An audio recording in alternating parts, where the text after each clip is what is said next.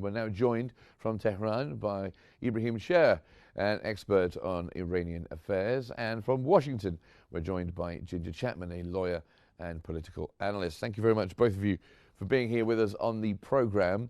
I'll start with you, Mr. Shir. Tehran recently affirmed its right to resume its enrichment program, stating that the timing and manner would depend on prevailing conditions. How do you view the words of the foreign minister?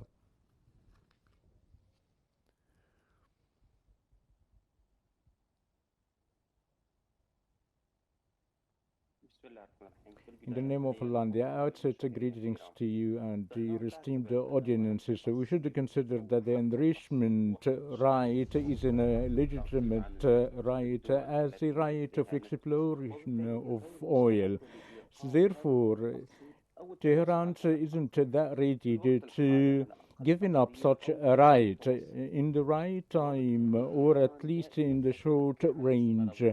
Iran has always affirmed to continue the enrichment, and it's ready to decrease the percentage. It is notably that the Assistant Foreign Minister of Iran stated yesterday that the increase in the enrichment of 60% was under the nuclear watchdogs that never stated before. So therefore, Iran's steps as a response of a U.S. withdrawal or the European sanctions was under the supervision of the international watchdogs, based on the Iranian officials to giving up, or rather to continue with the resumption of enrichment, are steps under the UN watchdogs.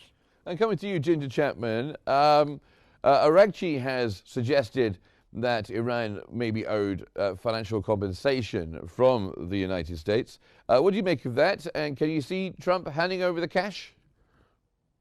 Yes, well, greetings to today, Mark, and thank you for having us, and greetings to your viewers and your other guests.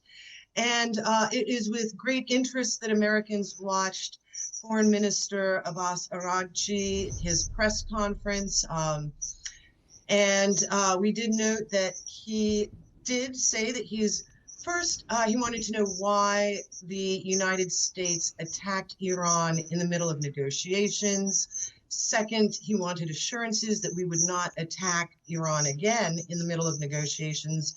And third, he requested compensation for the damage that we caused during our first round of attacks. And this is brilliant.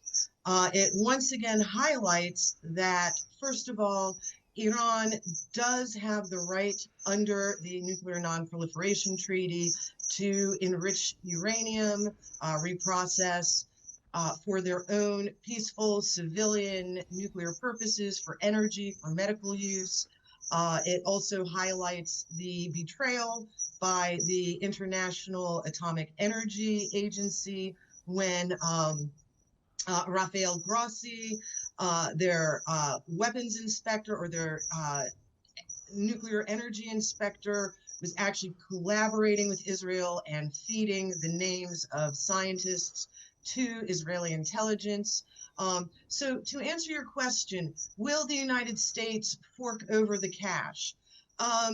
Well, the United States, being a big bully and seeing how Trump's recent attempts to amass as much investment, as much global money as we can, based on perhaps past injustices, it's doubtful that we are going to actually fork over any cash during the Trump administration. However, it does drive home the point that America has acted outside of the law. Our strikes on Iran were in violation of international law. Domestically, they were in violation of the United States Constitution and also the 1973 War Powers Act. And we have really painted ourselves into a corner because For months, we were worried Israel would drag us into war with Iran, and now they have dragged us into war with Iran, and we have spent a great deal of money.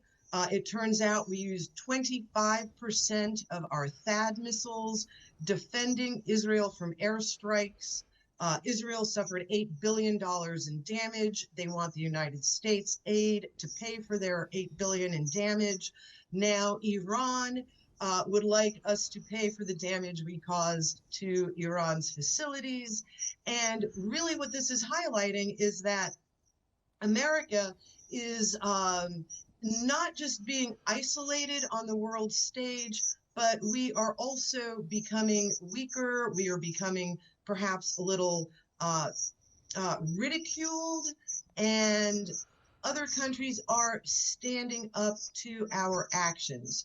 So Minister Araghchi's most recent interview laying out his conditions, much like we see Putin laying out his conditions for resolving the war in Ukraine, much like we see President Xi laying out his counter-tariff responses to our tariff threats, and much like we see India's recent statement a couple days ago that they are going to continue buying cheap Russian oil instead of caving into America's threats of 100% tariffs, because the world can see the writing on the wall. India is looking at the West, looking at the East, and saying, we need to act in our own self-interest. Okay. Which is what other countries are doing now, rather than cave into America's bullying. So this is a completely new, unprecedented state of affairs. Okay, well, I want to bring Ibrahim Shir back in, if I can. In his recent remarks, Araghchi emphasized that technology can perhaps be destroyed by bombs, but only negotiations can lead to a mutually acceptable agreement. That sounds like Tehran is willing to get back to the negotiating table, would you say?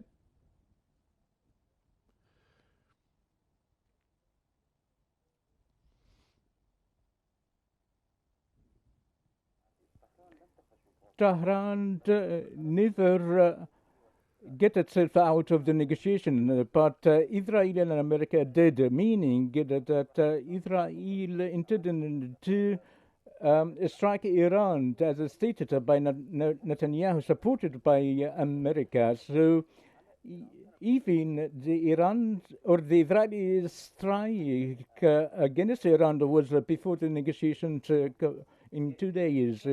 Tehran was very much open to the negotiations, but has a specific condition that not to abandon the right of negotiation, not to go through negotiation under the pressure, and to have some sort of a genuine negotiation and not a political game. But along with America is different to 180 degrees. Iran has a main condition that negotiation would lead in a genuine agreement without any political manipulations, and that would call it be some sort of a compensation.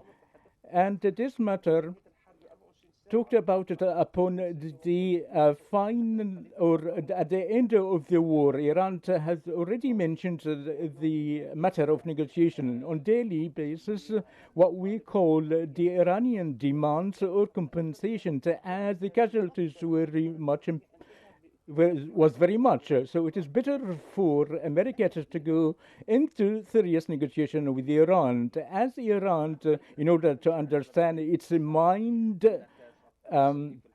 set isn't on the basis of breaking down. So you're breaking me down in war and you can gain out of it. The matter is radically different. Iran is very much ready to a new confrontation we may call prolonged and expanded. So it is better in reaching into agreement in the right moment. Okay, Ginger Chapman, coming back to you. So the military aggression by Israel and the United States has proven pretty ineffective when it comes to curbing Iran's nuclear program. But that doesn't mean that military action is off the table, does it? Can you see Trump going back to military action against Iran at any point? First up, with respect to negotiations, it is difficult to see how other countries can take negotiations with America seriously, and also not be alarmed at the prospect, because once again, we've used negotiations as a cover for surprise attacks, Operation Spiderweb in Ukraine, in Russia, Midnight Hammer against Iran. And with respect to the prospect of military action, further military action, we saw after our first bunker buster strikes on Fordow and Natanz that Trump said, we succeeded, totally obliterated, we're done, overdone with gone, we don't need to go back in, because he wants to move on from these messy brink of war conflicts.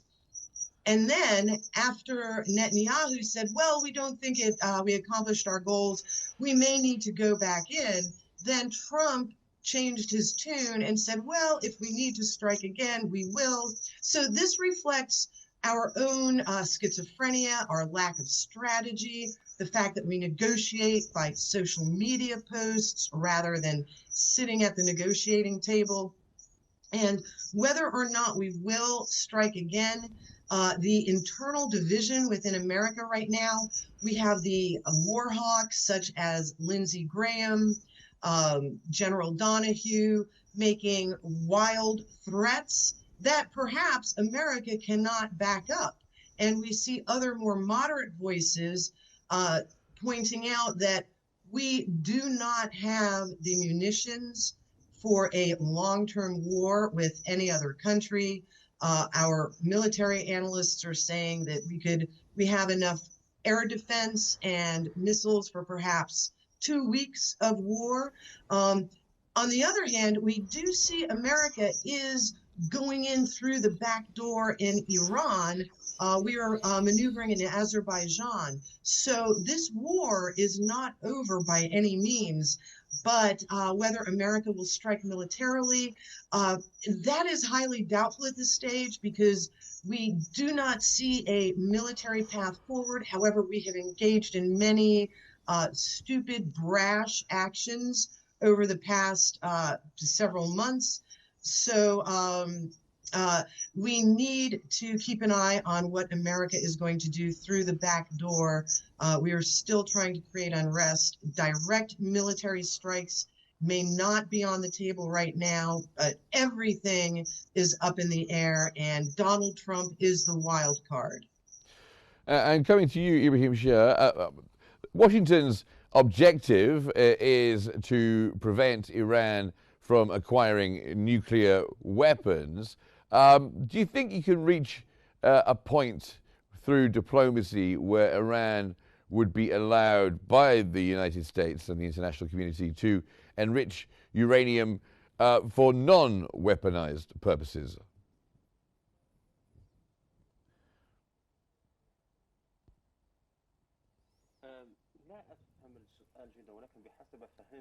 As much as I understood the question, Iran isn't going to military enrichment. Its main goal is peaceful enrichment, and even throughout the past negotiation with the US in the 13th, before the 13th of June, Iran said that it will decrease the enrichment to the 3%, and what is left will be exported to Russia. So Iran provided too many concessions, but we may say that Iran might has a political instrument such as withdrawal from the NPT, or to go forward of nuclear militarily development isn't going to do so.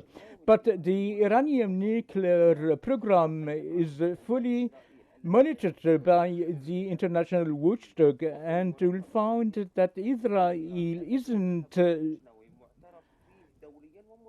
monitored internationally. This is a sarcasm, but the nuclear program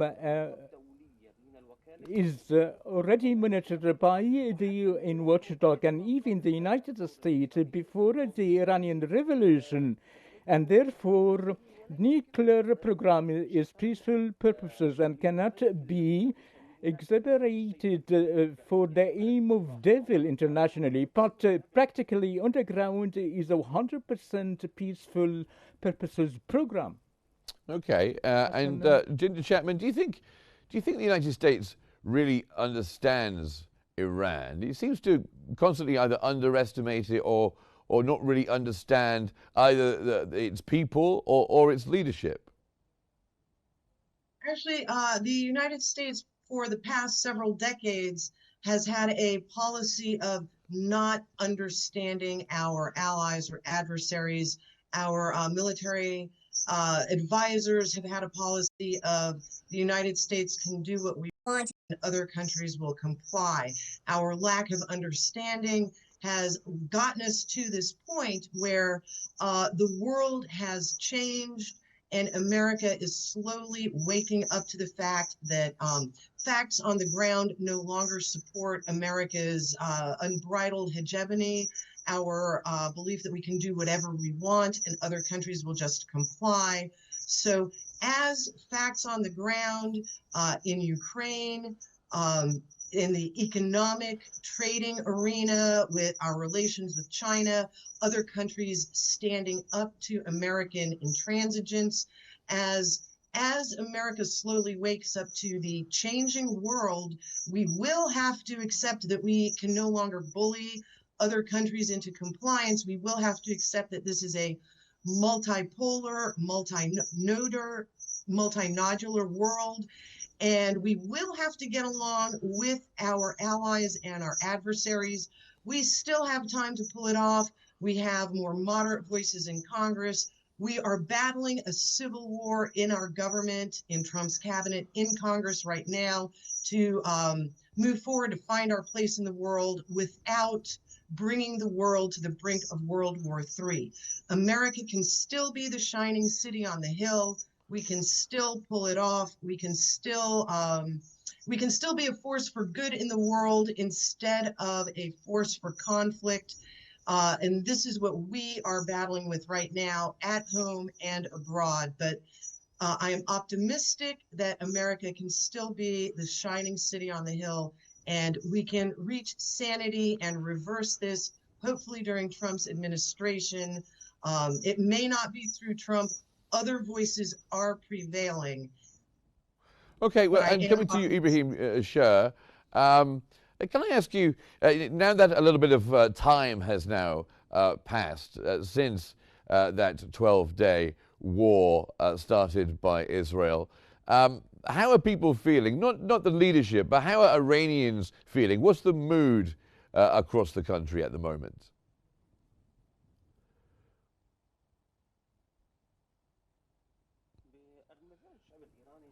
The Iranian people's mood has changed at larger scale following the war. Before the war, 70 to 80% was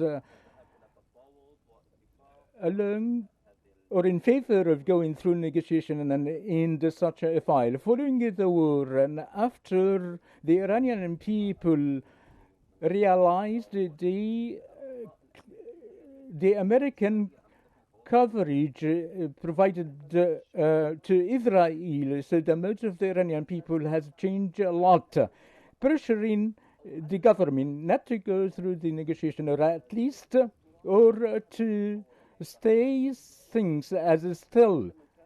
And even the opponents of the regime or the Iranian state requested to be in line with the state at the moment of realizing that there is an enemy wanted to destroy their nations. So, for the United States, in any future negotiation to provide guarantees to the international community, or not even for the people of Iran, Iran isn't going for war or to destroy its civilian and scientific capabilities. And even at the last days of the war, the American strikes targeted the infrastructure that made the great change of the Iranian mode. Since the 80s, Iran never engaged in any war. At the end of 86, never engaged in any confrontation militarily, and even the war only with Iraq. So we're talking about more than 40 years, and Iran doesn't know the meaning of war. In a day or night, America gave a green light to Israel for such a war that made the greatest change for the Iraq. I'm going to have to end it there, I'm afraid. We're just out of time, but thank you very much indeed. Ibrahim Shir, an expert on Iranian affairs, and Giinger Chapman, a lawyer and political analyst. Thank you both for being on the program today.